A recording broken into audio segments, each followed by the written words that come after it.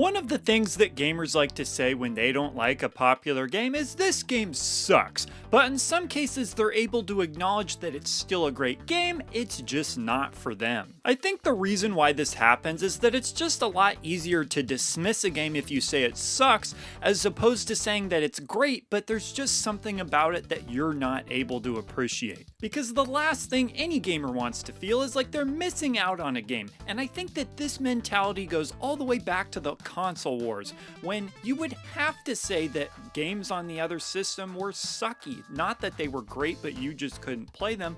No, of course not. You had to say they sucked, because that way it justified why you didn't have that system and therefore those games. For example, back in the day, if you were a Sega kid, just by default you had to say Mario sucked, and if you were a Nintendo kid, by default you had to say that Sonic sucked. Now sure, maybe there were some kids who actually genuinely didn't like those games, but in a lot of cases they just said they sucked because they were on the opposing console, when deep down inside they actually liked those games. So why are gamers still to this day as adults really reluctant to admit that a game might be great, but it's just not for them?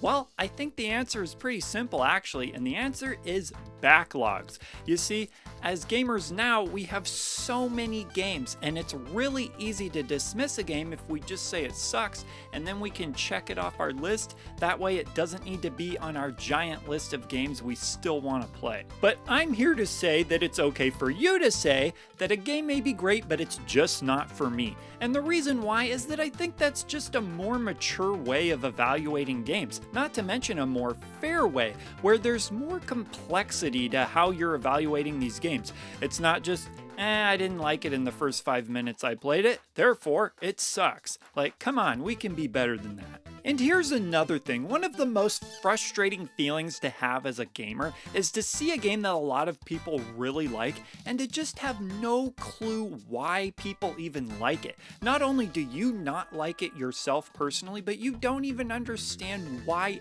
anybody could like it. That's frustrating. It's nice to at least understand why people would like a game. Plus, I actually think it's a lot easier to dismiss a game if you say that it's great but it's just not for you, as opposed to saying it sucks, because if you just say it sucks, then you don't even know what you're potentially missing out on. For example, let's say you don't like arcade racing games, and you happen to be playing Outrun, which is a famous arcade racing game. You're playing the game a little bit and you decide to yourself, I don't like this game sucks. No. What you should be saying is, I don't really like arcade racing games, therefore I don't like this game. But if you were somebody who liked arcade racing games, then maybe this game could be fun. Now, if you do like arcade racers and then don't like Outrun, then that's a different story. But I really don't think it's fair to say that a game sucks if it's in a genre that you just don't like. It's kind of like saying you don't like cheese and then ordering a cheeseburger and saying this cheeseburger sucks. It's like, what did you expect? It has cheese on it. One of the genres that I notice can be very hit and miss with people is RPGs. Now, RPGs happen to be pretty long games, so if you don't like RPGs, that's fine to just say, I don't really like this genre, but I understand that other people could. But for you, they're just not for you, and so you don't need to be putting all those games onto your giant backlog and mounting all that pressure to finish all of those long games. You don't need that kind of pressure. The thing is that it's just impossible for everybody to all like the same games, or perhaps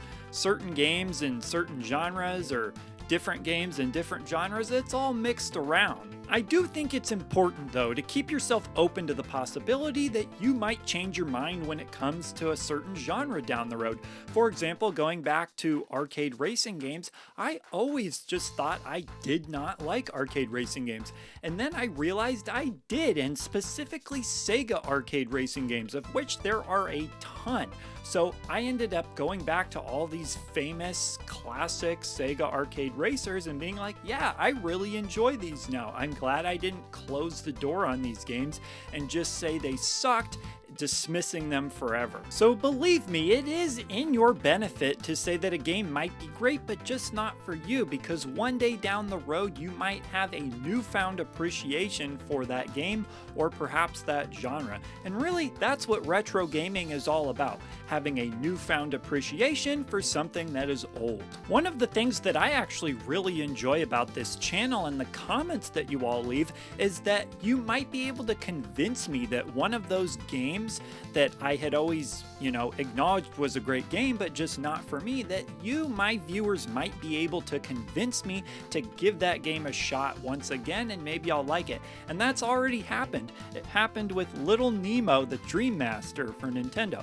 I actually really liked this game. I always knew it was a game that people thought was good, but I just dismissed it as a game that wasn't for me.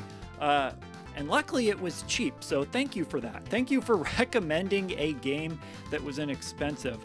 Enough of you said that it was a good game, and so I gave it a shot, and I like it. It's based off kind of a weird intellectual property, but it's a great game, so thank you for that. On the flip side of all of this, there's the ability to understand why people may not like a game that you think is great. And I think this is important just because it prevents you from potentially being obnoxious with your suggestion for a game, where you're like, yeah, you should play this game because it's awesome, and the only reason you may not like it is because you're an idiot. And look, the point of this video is not to say that it's impossible to think that a game sucks and for that to be a fair personal opinion.